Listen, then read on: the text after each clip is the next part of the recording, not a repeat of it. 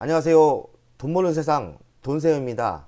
돈세영 가족 여러분, 5월달에 들어서 주식 계좌가 어떻습니까? 전 개인적으로 좋지 않습니다. 그렇다고 큰 하락은 없지만 왠지 모르게 자산의 증가도 없고 왠지 불안합니다. 가장 걱정하는 거는 미국발 악재 부채 한도율 협상이 가장 걱정됩니다. 장기적인 악재는 아니겠지만 협상이 잘 안 되면서 한두 번 큰 하락이 있을까? 왠지 불안합니다. 하지만 방법이 별로 없어요. 템버거 투자가 전략이기 때문에 그렇다고 장기 투자하는 종목을 팔았다가 다시 매수하는 전략을 할 수 없습니다. 그냥 협상이 좋게 끝날 수도 있는 거니까요. 참 주식이 쉽진 않은 것 같습니다. 오늘 공부할 내용은 LG 디스플레이에 삼성의 대형 OLED 패널을 공급한다. 근데 숨은 수혜주는 물론 LG 디스플레이도 좋지만 숨은 수혜주는 NX세미콘이 될 거라고 생각을 하고요.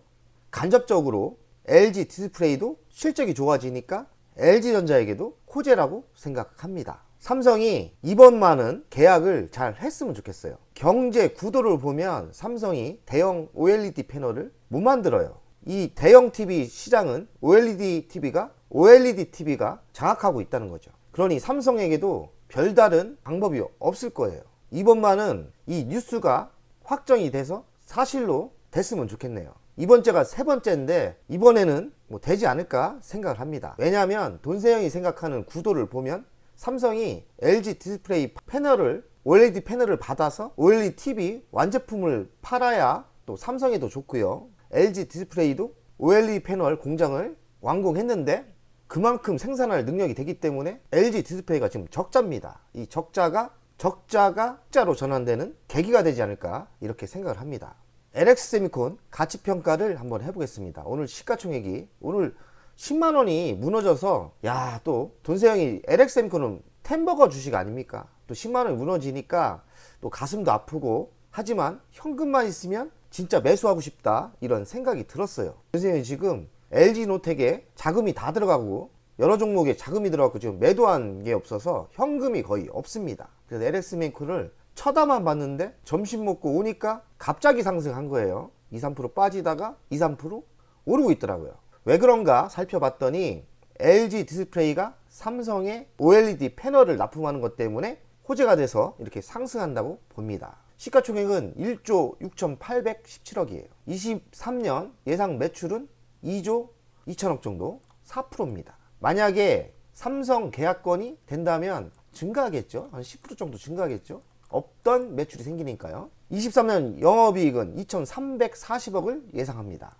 24% 감소인데 아무래도 OLED 구동칩을 납품하면 여기도 좀 10% 정도 상승하겠죠. 이래서 삼성의 LG 디스플레이가 패널을 납품한다면 LX세미콘은 DDI를 구동칩을 세트로 납품하기 때문에 당연히 매출도 상승하고 영업이익도 상승합니다. 2,300억에 10배를 해주면 2조 3천억, 34% 정도 상승이 여기 있는데 제가 보기에는 LG와 삼성이 OLED를 현업을 한다면 한 30% 더 안 가겠습니까? 그럼 1.6배가 되겠죠. 그러면 지금 14만원이 적정가가 아니라 20만원 정도는 충분히 간다고 생각을 합니다.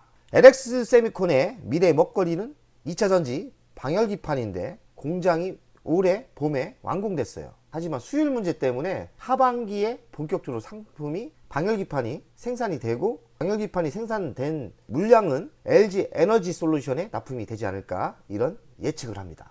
아직 신문에 안 나왔는데 LX세미콘이 방열기판을 만들어서 어디 납품할 데가 없이 만들었겠습니까? 다들 짜고 하는 겁니다. LG화학과 같이 짜고 했다고 생각을 해요. 나쁜 말로 짜고 했다는 거고 뒤에서 다 계약을 했다는 거죠. LX세미콘의 미래는 자율주행차 전력 반도체에 있어요. 개발 중 24년으로 돼 있는데 24년은 아닐 것 같고요.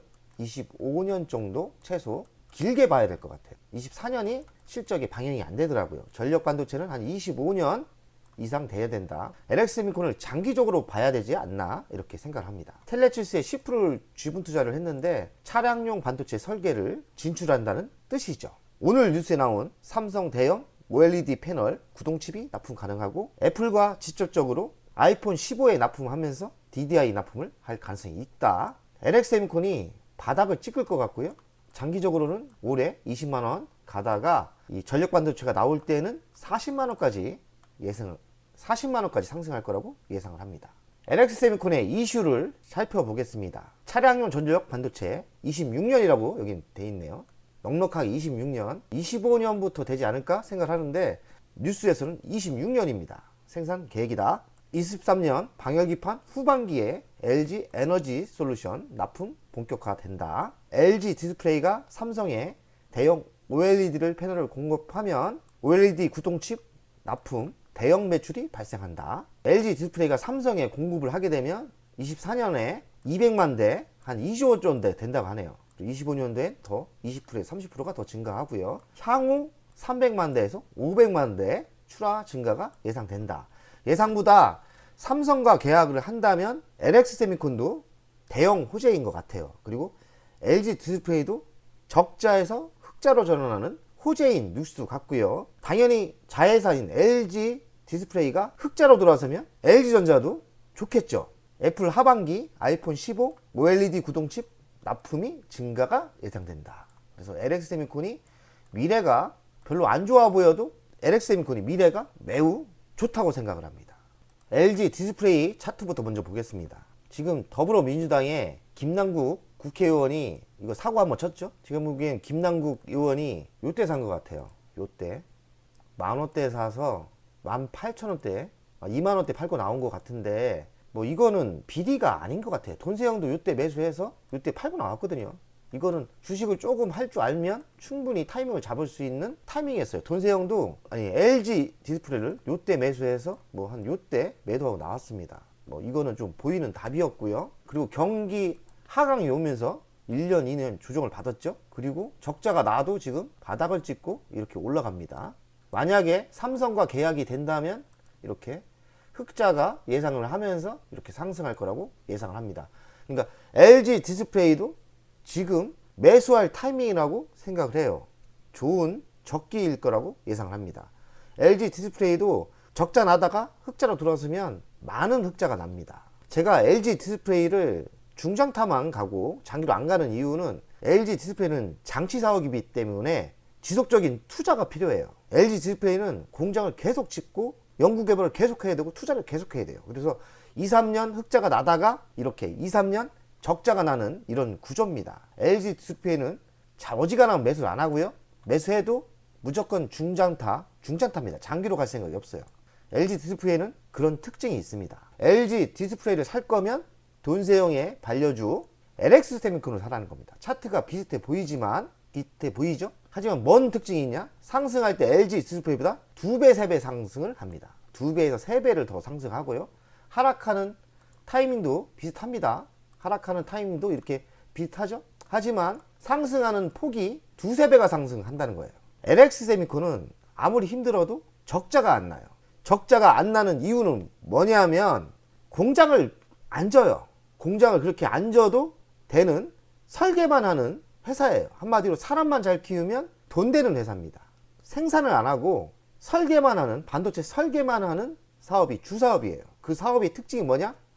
돈 벌 때는 크게 버는데 적자가 안 나는 구조. 왜냐? 공장을 지속적으로 질 필요가 없으니까. 그런데 LG 디스플레이는 뭐냐? 왜 제가 LG 디스플레이를 싫어하냐면 공장을 지속적으로 져야 돼요. 돈세형이 중국 싫어하지 않습니까? 중국이 지속적으로 따라와요. 그런데 그 격차가 그렇게 초격차는 아닙니다. 그러나 OLED TV는 초격차로 알고 있어요. 이번에는 쉽지 않을 겁니다. 우리가 보안을 튼튼하게 하고 사람 빼가는 걸 튼튼하게 잡아서 이번에는 OLED TV가 기술이 막아야 돼요. 이 기술이 그렇게 쉬웠으면 삼성이 LG에 대형 TV를 달라고 했겠습니까? 그렇죠? 삼성이 어떤 회사인데요? 근데 삼성도 쉽게 따라하지 못하니까 지금 LG 디스플레이에 OLED 대형 패널을 달라는 거예요. 그러니 이번 OLED 대형 TV 기술은 초격차라고 생각해요. LX 세미콘이 숨은 수혜주라는 게 뭐냐? 대형 OLED TV에 DDI 구동칩이 들어가는데 LX 세미콘이 전략 납품해요. 이 기술력이 필요한 것 같습니다. 기술력이 또 아무나 하는 게 아닌 것 같아요. 그래서 LX 세미콘은 중국에도 납품하고 애플에도 납품하고 삼성도 납품하게 되고 LG 디스플레이도 납품하는 거죠.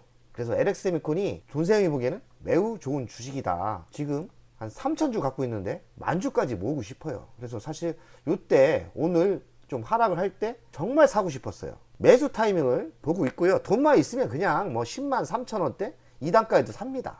2단가에도 살 생각이 있고요. 이런 주식이 별로 없어요. 배당도 한 5%대 주죠. 그리고 이제는 저는 여기가 바닥이라 생각하거든요. 수렴 과정 지났고. 그렇기 때문에 이렇게 조정을 은근슬쩍 12만 원에서 10만 원이 잠깐 무너졌으면 20% 조정 받은 거예요. 고점에서 여기까지 20% 조정을 받은 거예요. 그러면 매수해도 된다고 생각합니다.